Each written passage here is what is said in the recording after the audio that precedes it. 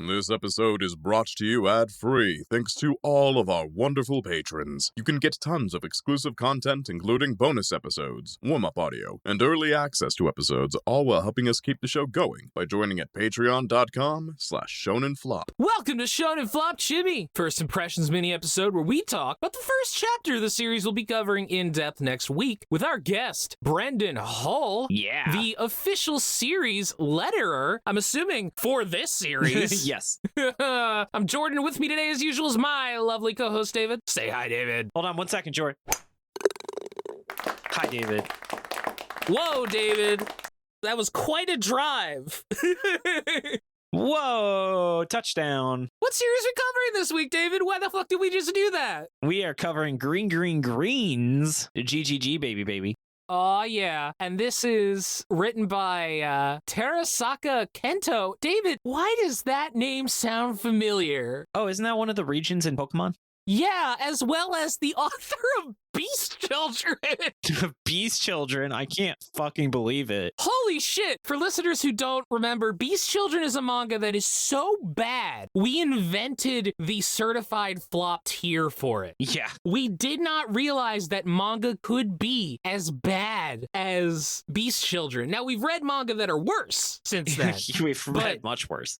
We've read much worse, but that was the first one where we were like, holy shit, this sucks. How did this get in Shonen Jump? But we're not talking about that. We're talking about Green Greens, which ran from November 27th, 2023 to June 10th, 2024 for 26 chapters, 3 volumes. Yeah, and apparently, real tragedy how short it was. Yeah, I mean, are people saying it's like a tragedy? Well, I guess let's get into our thoughts on the first chapter and we'll see if... Yeah. So, Jordan, tell us about what happened in this chapter.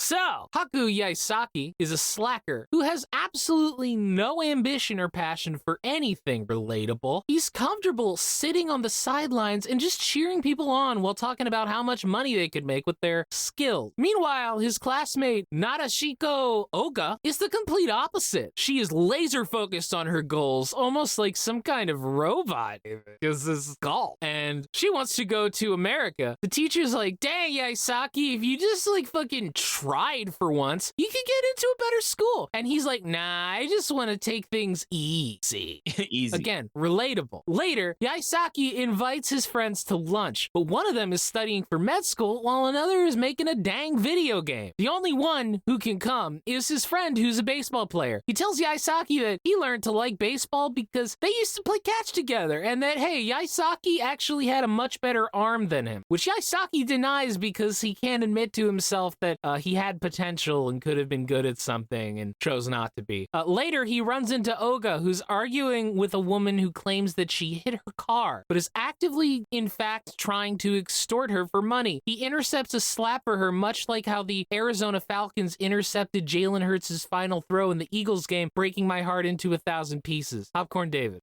What a timely reference when this episode comes out 2 weeks after we record it. Oh, yes. Oga takes him to the driving range where she works in order to patch him up and reveals to him that she is deadly serious about golf. He says that's cool because Tiger Woods golf clubs recently sold for hundreds of millions of yen, which based on exchange rates is about $12.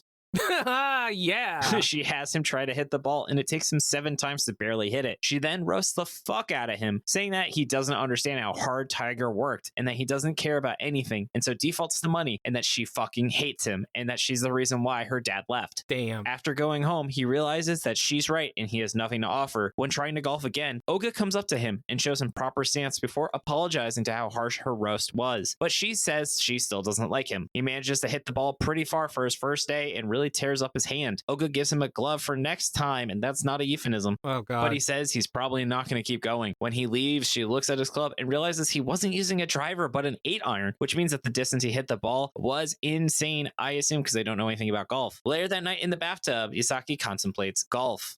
Contemplating golf in the bathtub, you know? Sounds like a good time. Yeah, who hasn't done that? Man. So, Jordan, what were your first impressions? Holy shit, this is the Beast Children guy? This is insane. This is like a massive glow up. Like, what the fuck? Yeah, this is like going from Amalgam Distortion to Dragon and Chameleon. What? Where did this... Actually, no, this is like... We've seen this before. This is like going from Philosophy School to Haikyuu. Or Beiichi to Soul Eater. Yeah. Well, early Soul Eater still had some fucking weird parts to it. Yeah. But this is crazy. Yeah, listeners, if you can think of any other crazy glow ups that we've covered, let us know. Oh my god, this is like actually a really good chapter. I unironically see why people were upset this got canceled. I don't know how it continues. You know, I've read enough flops to know that like You can have a strong first a chapter. strong first chapter and it falls apart. We call that Earthchild. Yeah, but honestly, this is like if the series keeps up this level of quality, then this isn't gonna be a flop. Can you imagine if we gave Manga of the Year to a manga created by the guy who made Beast Children? David, I would love that. I wonder what its competition this year is. It doesn't have the highest competition. Yeah. And can we talk about how this has a not forced female character in a sports manga, which is actually quite impressive? I like her. Yeah, Yeah. she's like very like serious. I also really like how, you know, there's this idea where it's like you see somebody who's like really good and you're like, "Ah, man, they're born with it." You know, they were just given this talent, and she's just like, "Do you have any fucking idea how much work this takes?" Yeah. And you know what? I feel like that's like almost the author kind of telling us, "I worked so fucking hard after Beast Children sucked, okay?" Yeah, I like how Oga clearly is a serious character, but not like a robot. Like, she does still have her little jokes. She shows personality, which is, again, something not easy to do. Right. I think Yaesaki is like an interesting character. Like, it's interesting because like the fact that he's like strong is foreshadowed. It doesn't come out of fucking nowhere. People are always like, dude, you're strong. You are athletic. You could keep going. And his issue is that he just has no drive and doesn't give a shit. In the first couple pages, like he beats everybody in like at swimming, but he's just like, this is just this swimming match. I don't care. It doesn't mean anything. There's always somebody better than you, so like, who cares? Yeah. And there's this moment, the moment where the baseball player dude is just like, dude, you had a really good pitching arm. And he's just like, no, I didn't. And he looks down and you could see like he has regret over it. And he's trying to convince himself that he had nothing so he can't feel bad that he didn't act on. There's depth there is what I'm saying. Yeah, I think that's fair. I'm really impressed, especially based on like how fucking paper thin and annoying the main character And of plot. Beast Children was, and everything else in Beast Children was. Yeah, except for Sora. I know. Sora wasn't as impressive on the reread. Yeah. But at least that's a sign where you can see he has it somewhere in him. Yeah. But yeah, I think also a series that really I thought of while reading this was Blue Box, because Blue Box also was sports manga and had like a lot of really great character moments. Like, you remember those little jokes and stuff in Blue Box? It kind of reminds me of this, where like the characters are just acting like people. They're talking about things that don't have to relate to golf. Like, golf is not constantly talked about in the chapter, but I don't feel like it's not like Hands, where I was like, is this actually about that topic? Yeah, no, it's very clearly going to be a golf manga. The first thing we see is the Masters tournament, you know, like it absolutely is going to be focused on golf, but like there's more to it than just golf. Yeah, I really want to say no notes, but I will say on page 37, you do notice the art kind of slip a little. And that's like where you remember, oh, this guy did drop Beast Children. But you're really nitpicking. Honestly, like, I really think this is an extremely strong first chapter. And I think I would have just kept reading this even if we weren't doing Shonen Flop, which I guess answers the next question we have. Yeah. I really am excited for the next manga this guy makes. I can't fucking believe it, but we would both read another 10 chapters of this. Yeah. Wow. Amazing. Yeah. And before we get into what we think will happen next, if you've been enjoying the show, we'd really appreciate if you subscribe to the Shonen Flop YouTube. Trying to hit our goal of 1,500 YouTube subs. And if we hit it, we're going to do a special bonus episode on the Build King epilogue. That's right. We're going to suffer through more Build King content just for you, our wonderful YouTube subscribers. And if you're already subscribed, thank you so much. God damn it. What do you think you're going to happen next, David? I think the main character is going to lose his first major tournament. I think Oga has shitty parents, as I was joking in the plot summary, and maybe uses golf to escape, or that's all they value for her, is that she is useless if she's not good at golf. Okay. And I think the main character is going to have some sort of backstory that explains why he golfed good. Kind of like how in iShield 21 we learned why the main character could run so fast. I think that Yaesaki doesn't know what the word bar means. I think that Yaesaki is like told about the Green Masters jacket and was like, you know what? I want to win the Green Masters jacket. Is that what the greens means? Maybe, but David, do you know what the Masters jacket is? No, I don't know anything about this sport. Yeah, so when you win the Masters tournament, they give you a green jacket, like, and it's like a huge symbol. And my last guess is Oga has a bitter rival. I think those are valid guesses. Thank and Jordan, you. what's your power word? Birdie. First manga, complete miss. Second manga, got a lot closer, but clearly didn't really strike it big. You know what I mean? Like, isn't a birdie when you're like 2 under par? That's an eagle. Oh, but isn't a birdie still under par? Birdie is when you're 3 under par, because I think the next one might be it, David. Okay, fair enough. Hopping in here to correct my lovely hosts. A birdie is when you are 1 under par, an eagle is when you are 2 under par, and an albatross is when you are 3 under par. These terms apply to both ball golf and disc golf, which is the objectively superior sport. And then mine is drive, obviously, haha, golf reference. Also, I'm really driven to keep reading this, which I just was never expecting in a million years.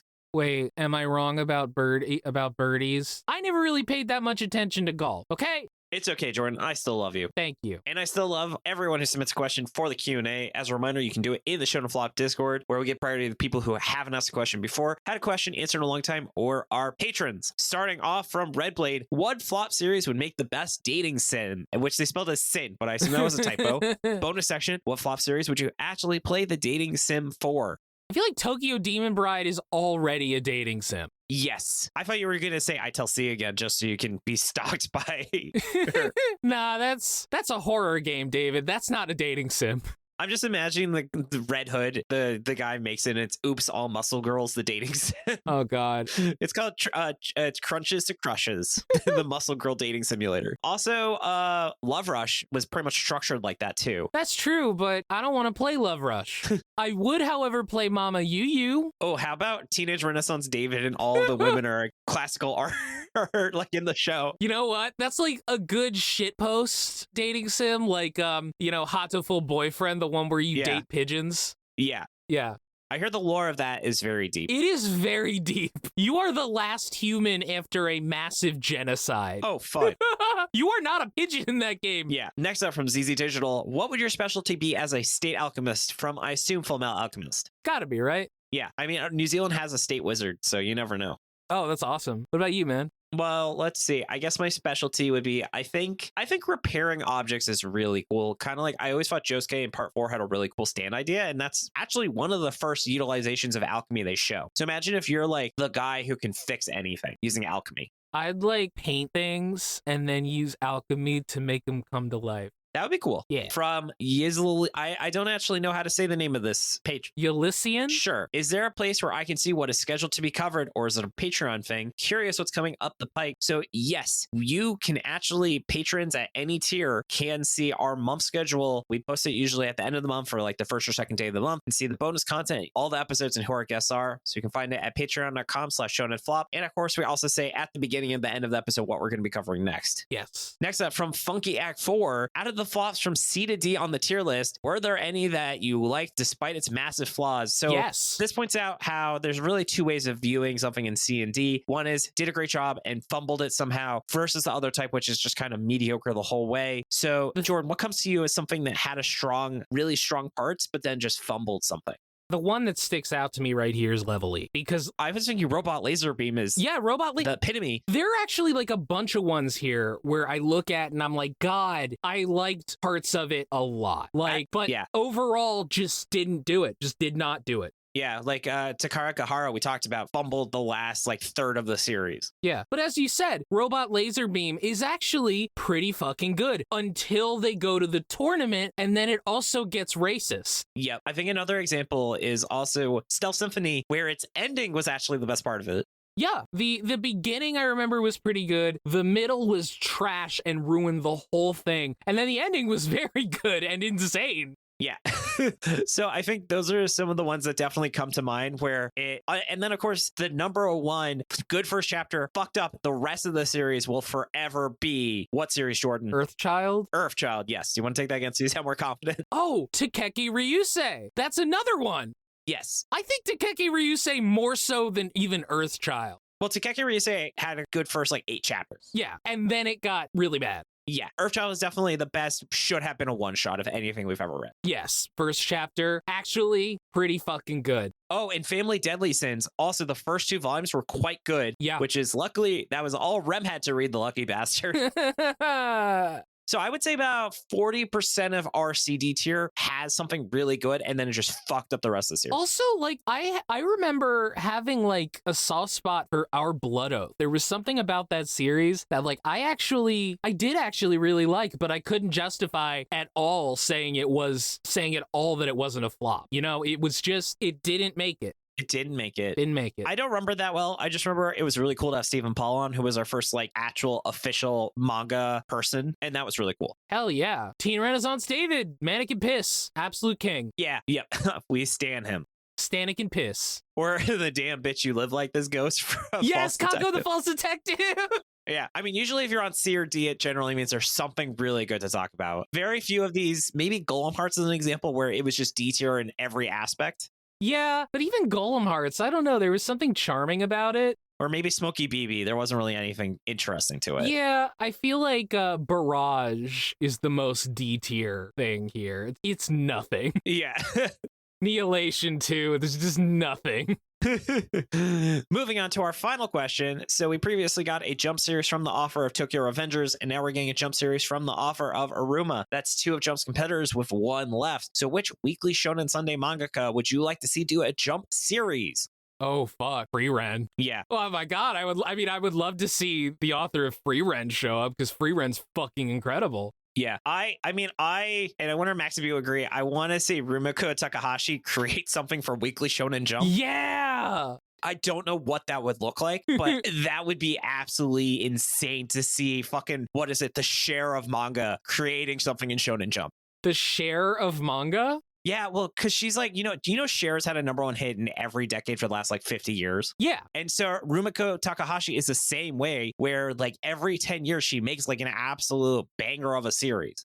She's working on Mao right now? Yeah. Guessing that's what you're talking about? I mean, 21 volumes, so I mean... Jordan, the fact that she created Ranma 1/2 would already make her legendary, but she also made Inuyasha. She made Urusei Yatsura. Like, it's rare for someone to have 2 major hits, but for her to have, at the most conservative, 3 insanely influential manga is insane. I'm only familiar with Ranma 1/2 and Inuyasha, but like, yeah, nah, I mean... Oh, you should watch Urusei Yatsura. It actually just got remade like last year. Oh, yeah. That's cool. Yeah, I'll have to do that. I think it, like, even Castle in the Sky referenced it. Really? It's funny because I'm looking at the Wikipedia page and yeah, I've seen this before. Yeah, it literally has a legacy section on its Wikipedia page. Yeah, this is very clearly extremely influential. Yeah, so every decade she's creating something that really leaves a mark in the culture. That's amazing. Go her. Go Takahashi. And so this is another one, listeners, if you have any thoughts, of course, on any of these questions, but this one in particular, someone we haven't talked about yet. But that's all the time we have for today, Jordan. I want to say thank you so much for all of your hard work on the show and being a great co-host. Thank you, David, for all your work on the show. No problem, babe. Props to Shannon for the awesome cover art. Find her online on Illuminyatea. Thank you, Dylan, for assistance with editing. You can find his podcast, Anime Out of Context, at animeoutofcontext.com. Thanks to Tucker and Maxie B for assistance with pronunciation, translation, and other miscellaneous research. You can find us on Twitter at ShonenFlopcast, Tumblr, Shonen-Flop, our website, ShonenFlop.com. We're on Spotify, Apple Music, YouTube, wherever else you get your podcasts. If you want more weekly David and Jordan content, you can also find us every Friday on the Chainsaw Minute, where we talk about the latest chapter of Chainsaw Man. Find it at csm.libsyn.com or wherever else you listen to Shonen Flop. And come join the Shonen Flop Discord. It's open to everyone. Hang out with us, talk about anime, games, whatever else is on your mind. Have a manga book club. They're going through Black Cat right now. Oh. And we even have monthly movie nights. Find a link to it in the show notes or on our website, shonenflop.com. If you've been enjoying the podcast and want to help us keep going, consider subscribing to our Patreon at patreon.com/shonenflop. Along with that warm and fuzzy feeling of helping us out, you get access to monthly bonus episodes, including the Shonen Drop, where Jordan and I look back at the previous month's episodes and open the mystery box. Jordan, what was our bonus episode this month, and what did we talk about in the mystery box for the month of September? Well, David, we covered Cheat Slayer, which... Yes, the one chapter wonder. Fucking insane one-shot. One of the angriest things I've ever read. And we put together our Shonen Flop Smash Brothers roster. Yes, we did, and that was a lot of fun. Oh, yeah. I had Optimus Prime on mine. Yes, you did. For valid reasons. Yes, you did. If that's not enough, our perks include picking a manga for us to cover in a main episode, episodes up to a week in advance, and behind-the-scenes content like warm-up audio or recording notes. They also want to read out some of our wonderful patrons. Kicking things off, we have our dolphin dads, Glornak, Rachel, my wonderful wife. She just got me a copy of Astrobot, even though she tried to surprise me, took me to GameStop, and they said, hey, we're out of stock of that. So I had to go order it from Amazon instead. Damn. And Zichuan, did Did you know you smell different when you're awake? See it tonight. Heart you. Moving on down to the ravioli tier, where you get weekly pictures of my adorable puppuccino Ravioli, the goblin dog. We have found her silly button. It has been found. It is on her tail. If you tap it, she instantly activates silly mode. She literally does like a 360 spin and jumps whenever you tap her tail. It's really silly. We have Chris, Eva, Jeanette Davis, Lady T, Matt, Scarlett Mirmanen, T, Tiffany, and Trevor Schechner. Also, if I didn't mention, if you subscribe to the Ravioli tier, we will send you some Ravioli Magic the Gathering goblin tokens in honor of her being a goblin dog. Moving on down to the King of the Forest, we have 090Z, Bandit Stoof, My girlfriend, Brad, Chad, Ivan, Jacob, Justin, Kirbyman, Murdy, Noah, Riley, Sarah Hydra, T. Wolfwood, and Tommy Boy. Moving on down to our Galactic Ball Federation officers, we have a mid-sized sedan, Aegis, Andrew Shep, Andy's Islands, Aura, Biza, Blamumu, Brandon M, Brian Sexton, Cole, David A, Dennis James Mode, Don't Dox Me Dadderson, Drago, True, Dylan, Nigel, Fax, Flash Cardman, Generic Man, Hey Randall, Ian McConnell, Intershark, Keanu, Lay, Manly P. Hall, Marabara, Matt, Mike, Obscure Reference. Jordan, what's your obscure reference for today? oh man, David, the recent Swans album is really good, you know? Come to me, feed on me, come to me, feed on me. And just pretend I just did that over and over. Resident Warhammer Nerd, Savia, Scott, Sybil, Silly Rookie, Simping for our Senpai Ash, Staghorn, Taper Clip, The Real Jory, our own Tucker Watley, Wright, and ZZ Digital, and a big thank you to our Beast Children as well. Jordan, anything else you want to add? Check out Mission Ignition. Maybe one day we'll release a new episode. Sounds good. Thank you so much for listening. Tune in next Monday for our full episode on Green Greens, featuring Brendan Hull. This has been Jordan. This has been David. And you've been listening to Shonen Flop. David, say it. Keep on flopping, floppers. Bye.